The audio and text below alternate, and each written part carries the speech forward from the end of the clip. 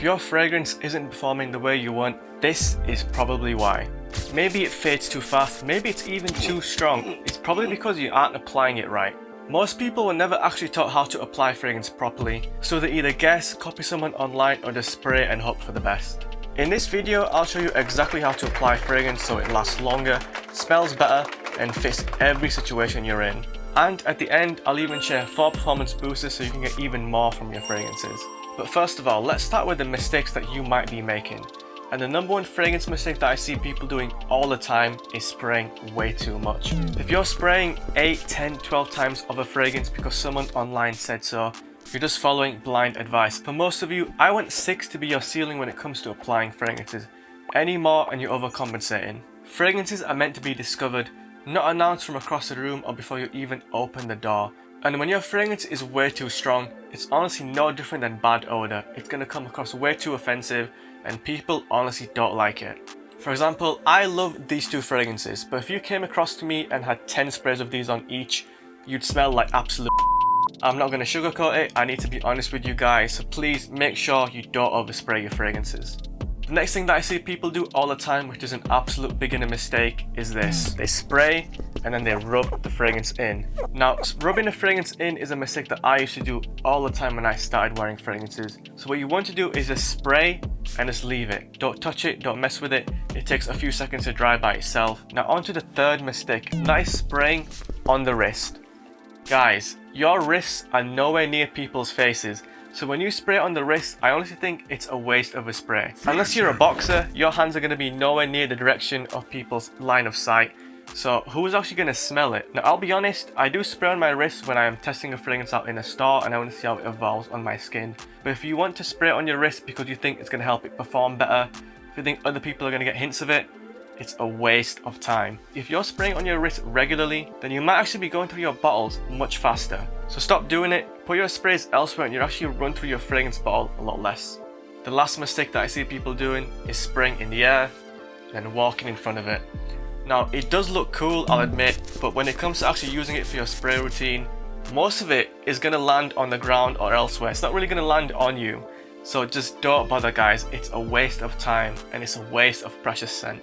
Okay, now that we've gone through the common mistakes, it's now time for what you've all been waiting for, the perfect spray routine. We're going to keep things very simple because all of our sprays are going to be focused across our head area. And this is where I want you guys to focus your sprays from now on. It doesn't matter if you're tall or if you're short, the head area is going to be the perfect placement for everybody. The reason why is that this is a very respectful area. When people talk to you, they tend to look at you right in your eyes. So their nose is exactly in the firing line of your fragrance, which means that they're going to get hints of it no matter what. But it's also an intimate area where if people do come close to you, for example for a hug, a kiss, or just to embrace you, they're going to get a much more intense experience when it comes to smelling your fragrance. Now for the actual routine, in step 1, we're going to do 1 spray behind each ear. And if you're wearing something strong, you can even stop right here. 2 sprays in total is actually a good amount for a very intense fragrance. Especially something heavy with an oud base, 2 sprays is honestly more than enough. And even more of that could honestly be a bit too overpowering for most noses. Step 2, we're going to go for 1 spray on the back of the neck.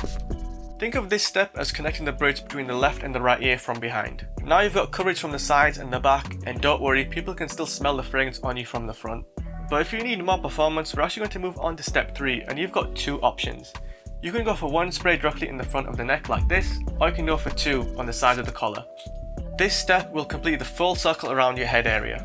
And that's it, that's all you really need to do. With this routine, you can go to the final step if you're using a less intense fragrance, or just cut it down if you're using a very intense fragrance.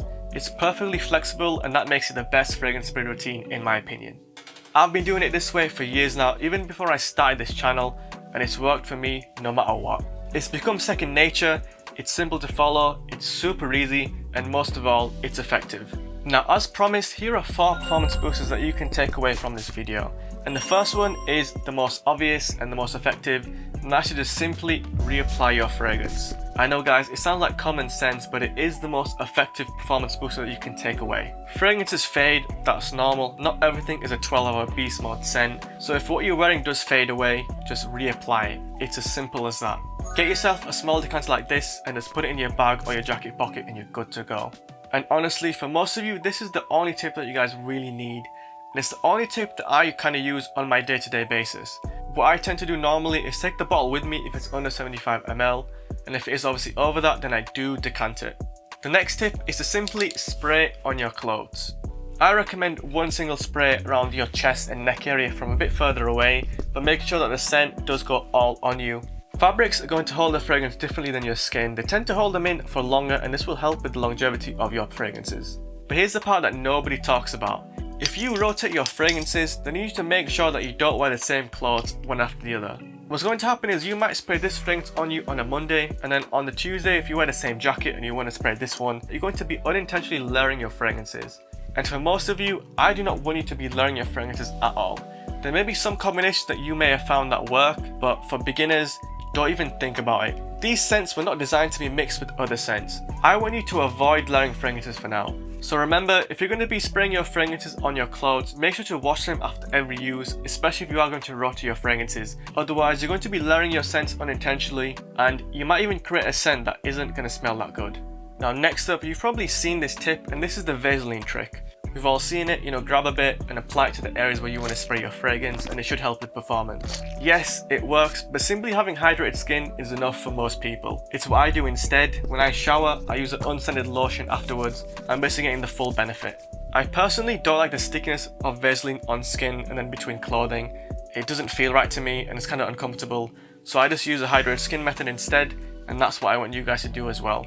Now the last tip is where things can get a bit more complicated, and that's using ISOE Super. This is like a fragrance steroid. You can get something like Molecule 01, which is what other people have tried, or just buy the actual chemical itself and save yourself a lot more money and get more value out of your bottles. How it works is you either spray it before your fragrances, or just get a little bit and dab it on yourself instead. And when you do layer this with your fragrance, it can actually make it perform a lot better. It's almost like magic, but as with all steroids, there are going to be side effects.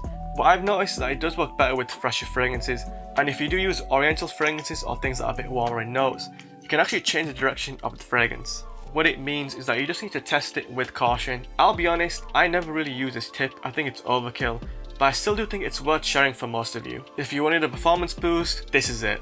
Now just before we wrap up, I've made basically every single mistake there is to make. I've oversprayed, I've rubbed fragrance in, I've even sprayed blindly and just hoped for the best. But with this perfect routine, I've never looked back. Hopefully this video has been helpful to you. If you have any questions, make sure to drop them down below and I'll respond to them. And if you want to see even more fragrance advice, watch videos, style videos. Hi, I'm Uma, I'm the Cologne guy, and this might just be the channel for you.